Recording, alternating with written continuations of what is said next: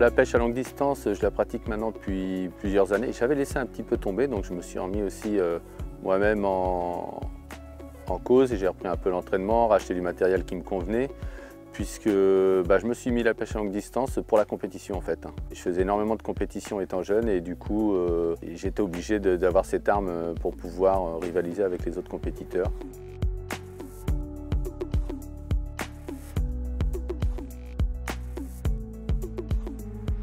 J'ai après préparé un peu une vue de mon poste et ça va me permettre déjà de savoir exactement quelle canne, quelle distance et quel parfum je pêche et pouvoir faire évoluer et jamais se tromper, quoi. C'est-à-dire que si je mesure 37 tours et une autre à 39, je saurai laquelle est laquelle et avec quel appât et quel montage est dessus. Là, il y en a une là. Et là, je vais mettre ma petite cabane, ça va me repérer. Voilà. Et là, comme ça, hop, hop, hop. J'aime particulièrement utiliser plusieurs sortes de plombs pour sonder. On a des plombs qui vont nous permettre de gagner de la distance, mais de moins bien sentir les substrats, les différences de fond.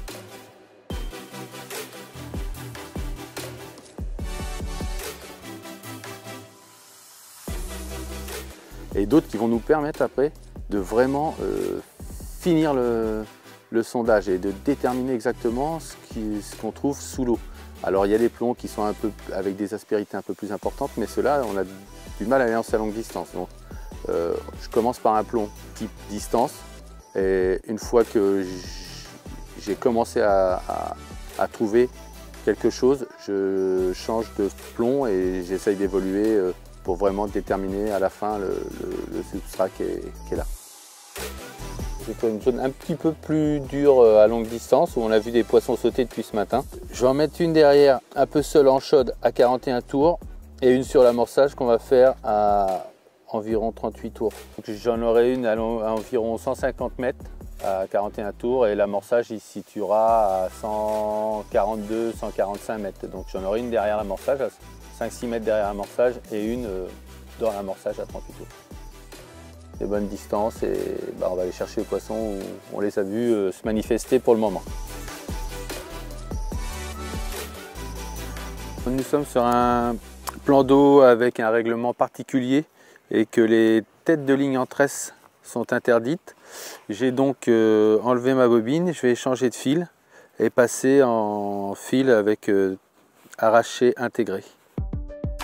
Le Taprod a deux particularités. C'est un nylon qui est conique, donc qui commence en 50 centièmes et sur 12 mètres descend jusqu'en ou 33, ou 30, ou 28 suivant les références. Il va garder ce diamètre ensuite sur plus de 280 mètres puisque la contenance totale est de 300 mètres et il va revenir conique sur l'autre bout de la bobine et repasser donc de 28, 30, 40, 50 centièmes sur 12 mètres.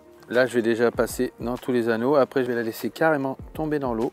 Le fait qu'elle soit mouillée, c'est important parce que ça nous permet d'embobiner le fil comme elle sera pendant la partie de pêche. C'est-à-dire que si on l'embobine sec, il aura tendance à être gonflé et du coup, au fil de la pêche, déjà on risque de faire des perruques au premier lancer et au fil de la pêche, ça va retasser la bobine. Alors le dessous sera détassé, le dessus va tasser et rentrer à l'intérieur dans les spires.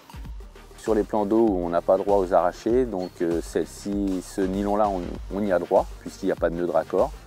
Et que si vous arrive quoi que ce soit sur cette première partie de bobine, vous pouvez le retourner et recommencer de l'autre côté à avoir une arrachée sur 12 mètres.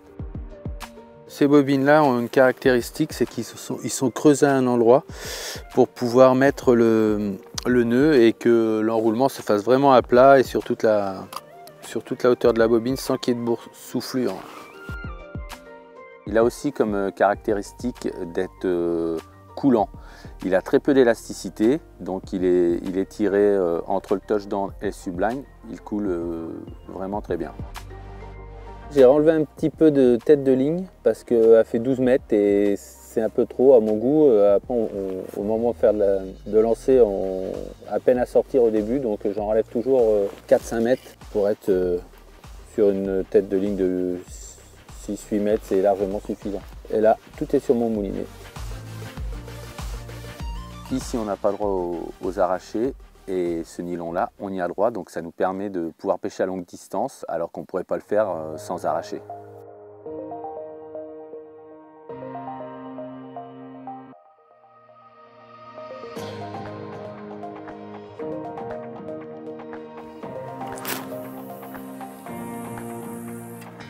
Donc là, ce qui est important aujourd'hui, c'est vraiment de faire un bon amorçage et de pêcher rapidement, parce que là, on va être là que de 3 jours, 2 jours, 3 jours, donc faut que ça soit fait propre pour ne pas perdre la première nuit de pêche. Tout est bien posé pour la soirée, je viens de finir d'amorcer. Je pense qu'avec le temps qu'on a là, les poissons je pense qu'ils vont bouger et on risque de les prendre. On a un poste d'interception un peu et il n'y a pas de raison que ça passe pas. Et bien là, on a eu un vent assez puissant qui vient vers nous, presque de face, et puis de la pluie depuis midi, quoi, non-stop. J'ai bien amorcé les deux spots que j'ai trouvés en sondant, et puis malheureusement je suis un peu court là sur les derniers lancers de canne parce que le vent de face, ça m'a fait perdre 20 mètres. Donc on verra demain, hein. L'amorçage a été fait en conséquence, hein. J'ai amorcé un peu plus court. Et puis en espérant le faire passer les poissons plus près, quoi.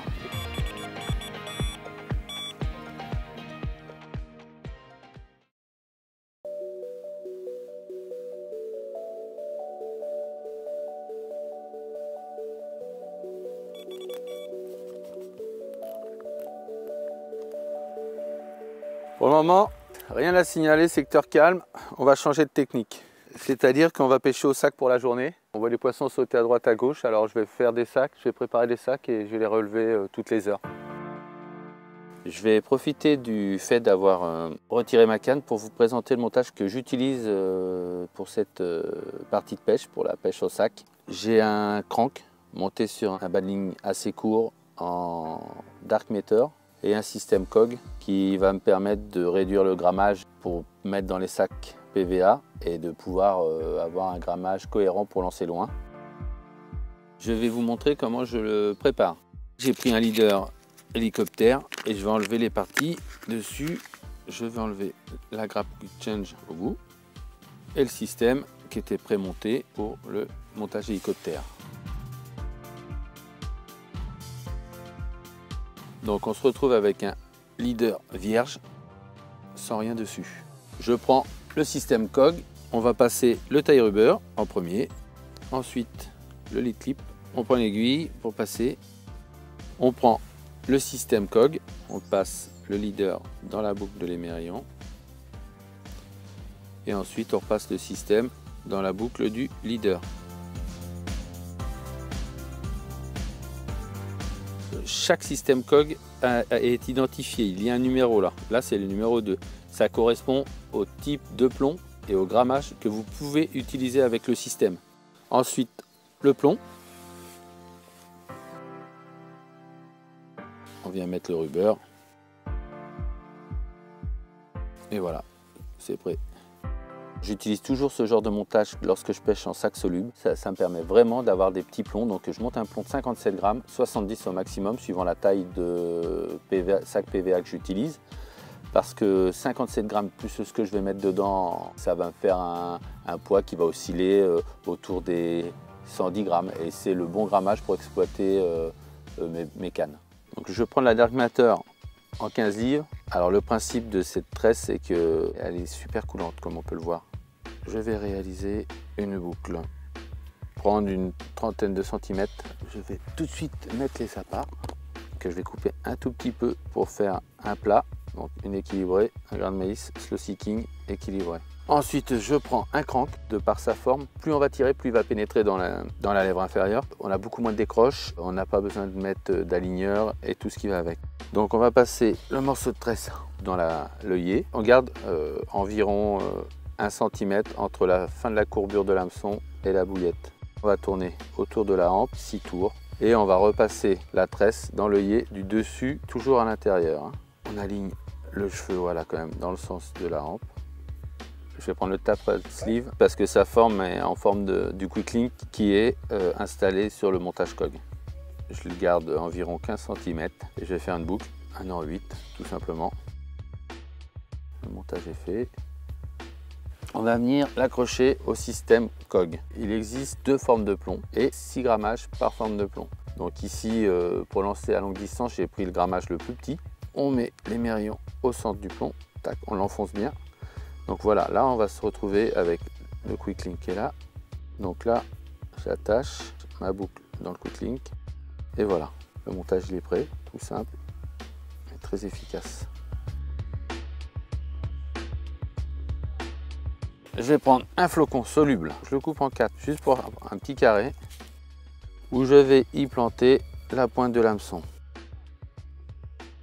Donc j'ai pris les tailles petit 1 pour faire de la longue distance XS S maximum. Je commence toujours par remplir un petit peu, hop, et un petit peu de pelé. Comme ça j'ai un coin qui est rempli et dans l'autre coin je vais y mettre le montage. Au centre du sac je vais y mettre le plomb. Le montage à côté et là on va pouvoir remplir maintenant avec les appâts que l'on veut mettre. Donc moi j'ai pris des petites bouillettes dans la gamme Mainline en Bloodworm en 10 mm que j'ai aromatisé avec du Spicy Squid, une pelletée de petites bouillettes, des petits pelés et du stick mix pour que tout puisse bien se compacter et avoir un sac qui soit vraiment très dur. On prend les 2 extrémités, on secoue bien comme ça et on le tapote. Un peu de farine pour finir de tasser l'ensemble. On mouille les 2 doigts et on va faire les quatre côtés. Donc les 2 côtés 2 fois par côté. Et ensuite on prend l'ensemble et on va venir tourner autour du lead core ou du leader. Pas oublier de percer. Il y a des endroits où il y a des petits trous, on voit de l'air. Donc après on va retapoter, libérer les angles, vous voyez, de ce qu'il y a dedans. Et ça va retasser le fond du sac. Hop, on mouille, on vient coller. Voilà. Ensuite l'autre côté, voilà. Et on vient coller. Et moi je le double systématiquement parce que sinon à l'impact à ces distances là le plomb va exploser le fond du sac, tout va être éparpillé donc on n'aura pas le gain d'avoir un amorçage autour du montage. Voilà le sac doublé. Donc là dedans, un trou là, un trou derrière, on prend le goût, on rentre dans le trou et on obtient un sac rempli de goût qui est très efficace. Ma stratégie s'établit toujours en fonction du temps que je vais avoir au bord de l'eau. C'est-à-dire que si j'ai qu'une journée, je vais pêcher au spot, je ne vais pas amorcer, je vais chercher vraiment les poissons. Si j'ai 2-3 jours devant moi, en général 3 jours c'est le mieux, je vais pouvoir vraiment mettre une stratégie d'amorçage en place et arrêter ou intercepter ou faire même venir les poissons sur l'amorçage. Pour lancer loin, il y a plusieurs techniques. Il faut que lorsque vous ayez mis votre tête de ligne, que votre nœud de raccord il se trouve en bas de la bobine. Pour faire ce nœud, je prends de l'Armacor 50 livres. Je réalise un nœud classique. Rentrer le fil du moulinet vers la bobine pleine. On va serrer ce nœud là. Une fois qu'il est serré, pas trop non plus, on va le tenir dans les mains. La spot braid, on va l'enrouler autour de la tête d'arraché. Je vais faire une dizaine de tours. On serre les spires. Ça donne ça. On va repasser le fil dedans. Et on va tirer les 2 bouts, voilà, et venir faire glisser le long. Une fois qu'on est venu légèrement appliquer les nœuds les uns contre les autres, on va mouiller et là on va pouvoir serrer le tout. Une fois que le nœud est réalisé, pour sécuriser le tout, je refais un petit nœud sur la spot braid. Ce petit nœud, lorsqu'on va serrer le tout, il va venir glisser jusqu'au nœud de l'arraché. Couper les excédents, donc on laisse 1,5 cm et le nœud de raccord est fait et il est conique.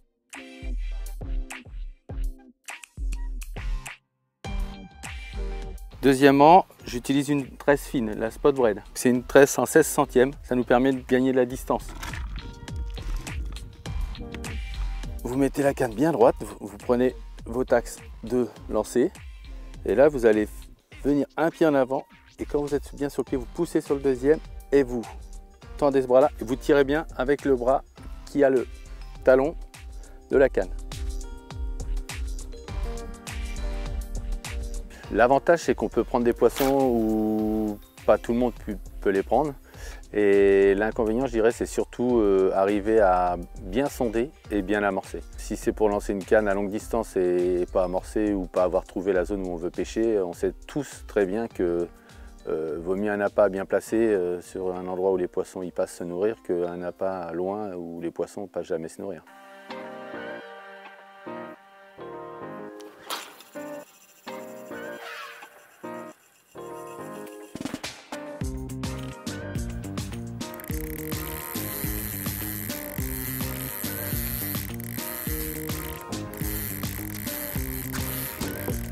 On a un banc de poissons qui est arrivé sur notre droite et qui sautait de plus en plus. Donc j'ai repris une canne qui pêchait pas et j'ai attendu un saut et j'ai lancé dessus. Et ça n'a pas mis 15 minutes que la canne a déroulé.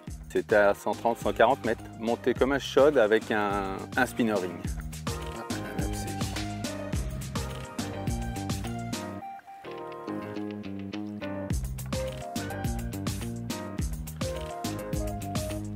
Et voilà, je suis super content parce qu'en fait la technique qu'on a employée, elle l'a payé.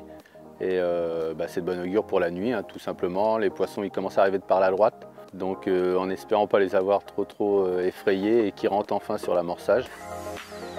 15 600. Et voilà, le premier poisson de la session, déjà un joli poisson. Qui nous récompense après un changement de technique. On les a vus sauter, on a lancé dessus à longue distance. Un quart d'heure après, voilà, pourvu que ça dure.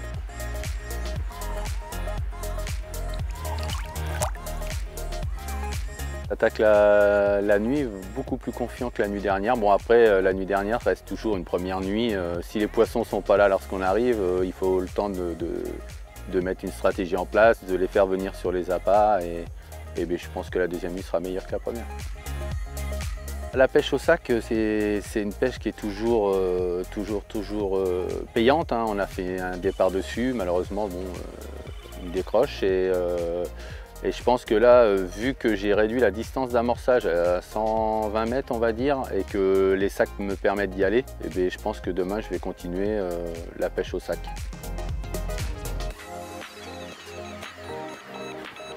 Départ! Est-ce que ça serait la maman? Pas la grand-mère encore, mais parce qu'on va pas être gourmand, mais.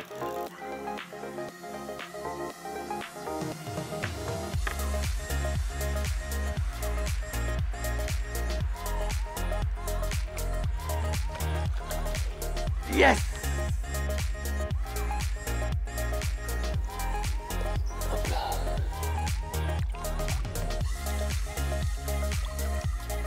Super début de soirée. La banane.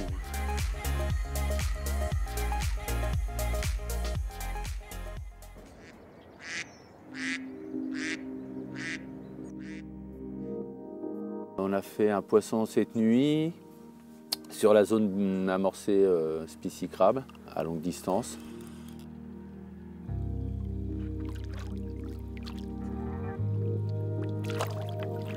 Yes!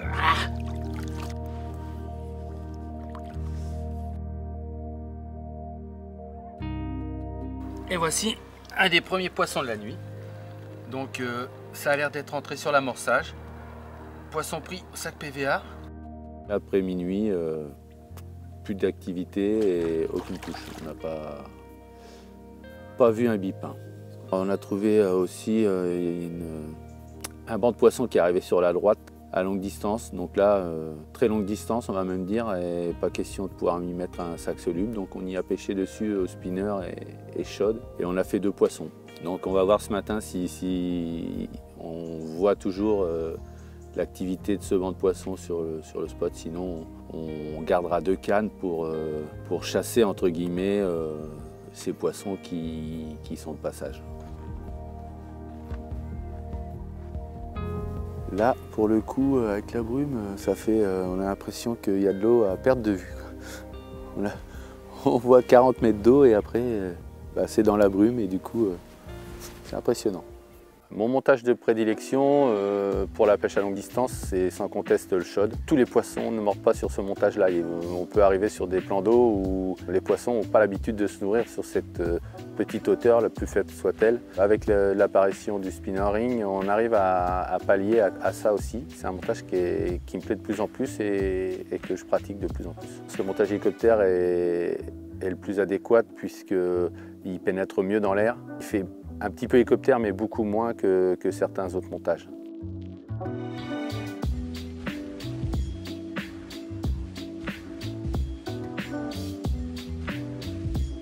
L'amorçage que j'utilise pour cette partie de pêche,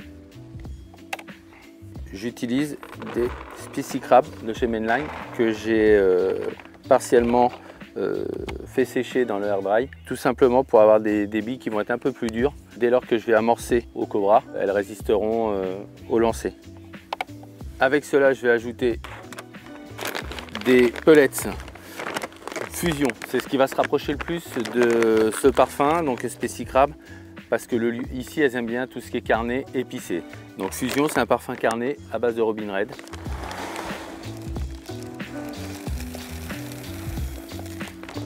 Pour rehausser un peu l'attractivité, et puis c'est un repère visuel aussi pour nous de se dire que lorsqu'il y a des poissons en activité sur le coup, ça va refaire monter des taches d'huile. Donc j'utilise un peu de faux oil. Pas besoin d'en mettre de trop. Voilà. Après, on mélange bien le tout pour enrober toutes les pellets et bouillettes. Je vais juste rajouter quelques particules pour créer vraiment beaucoup d'activité. Ça va attirer toutes les petites carpes, les petits poissons et créer une concurrence alimentaire. C'est du maïs, du blé, du chènevis, du maple.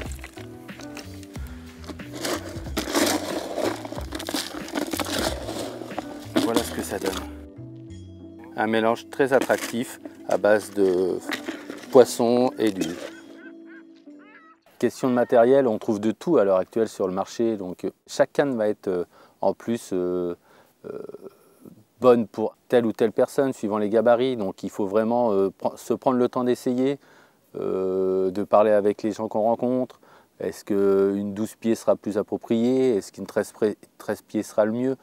Il faut juste trouver son bonheur et la puissance que l'on sait exploiter. Et après, le moulinet, moi j'ai pris un ensemble déjà très léger parce que pour gagner de la vitesse, j'ai des moulinets qui font 560 grammes, plus des cannes qui sont assez légères aussi et qui ont une action très rapide. Je prends des 13 pieds parce que je suis assez grand et que je me sens plus à l'aise avec des 13 pieds et des puissances, souvent c'est les 3 livres 3 quarts.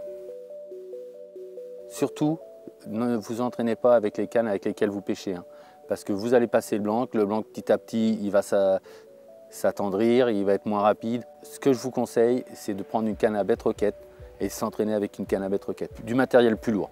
Et vous rentrez dans le matériel plus lourd. Et le jour que vous allez reprendre vos cannes, vous allez sentir l'ensemble beaucoup plus léger et ça vous permettra de gagner des mètres et des mètres. Aujourd'hui, ça a été, comment dire, plus que calme. Alors un changement de temps radical, un grand soleil, le vent qui tourne, plus d'activité. Donc je dirais que hier soir, on a pris les poissons qui venaient de la digue. Et puis ce matin, on les voyait sauter. Je pense qu'elles sont parties en queue de lac. Malgré tout confiant, hein, parce que y a toujours des poissons sédentaires et puis avec l'accoutumance de l'amorçage, il n'y a pas de raison que ça ne rentre pas à un moment donné.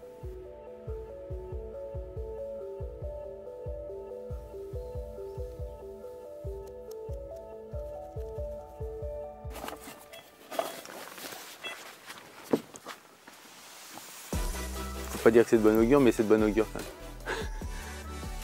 Alors bon, ça confirme un peu notre pensée du jour, hein. Elles sont parties un peu sur la gauche. Bon, écoute, on va essayer de les prendre à gauche.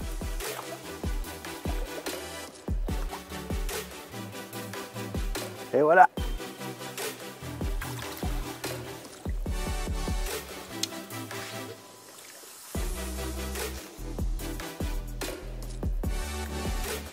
Et voici un joli poisson qu'on vient de prendre début de nuit, donc en espérant que la nuit soit vraiment bonne. Sur les conseils avisés de Mathis, une petite pineapple sur le capot.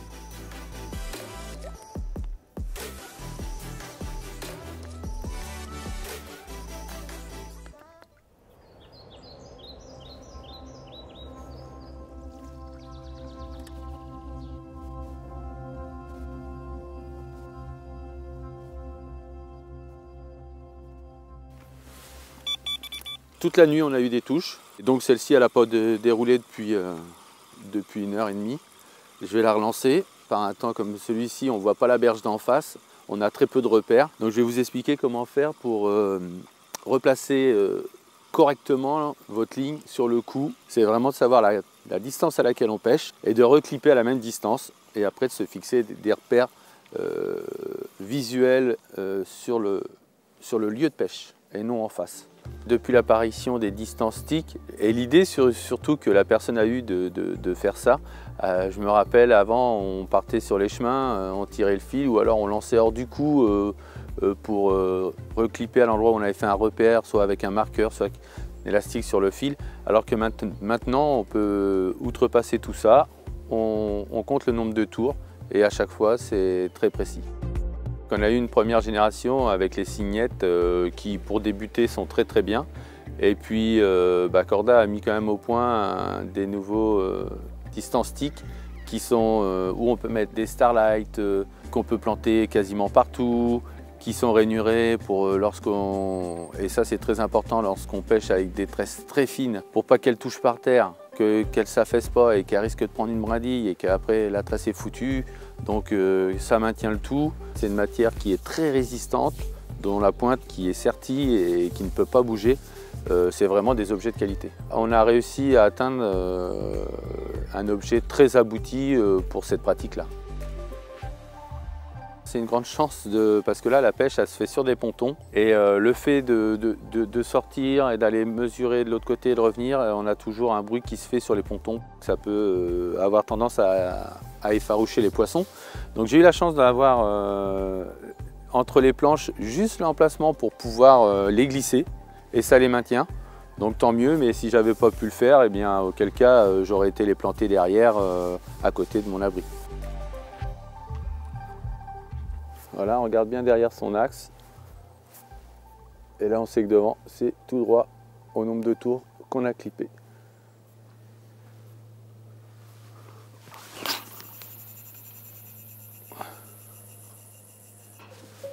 Donc on déclippe et voilà, on tend le fil, on prend son temps de tendre le fil, le temps que le sac il se pose bien sur le fond. Toujours prendre le temps de remettre la bobine le plus basse possible pour pas que ça force sur les axes. Au final, à travers cette session, déjà j'espère vous avoir apporté plein d'astuces et de petites techniques pour améliorer vos pêches futures à longue distance. J'espère que vraiment ça vous aura aidé. Je me suis aussi moi-même remis en question puisque je suis parti sur un principe de la pêche eau chaude à longue distance. J'ai fini via les conditions météorologiques à changer de technique de pêche, de pêcher au sac, de pêcher un petit peu plus court. Et puis je finis la session en apothéose puisque j'ai vraiment fait une dernière nuit de folie et je suis satisfait de ma session.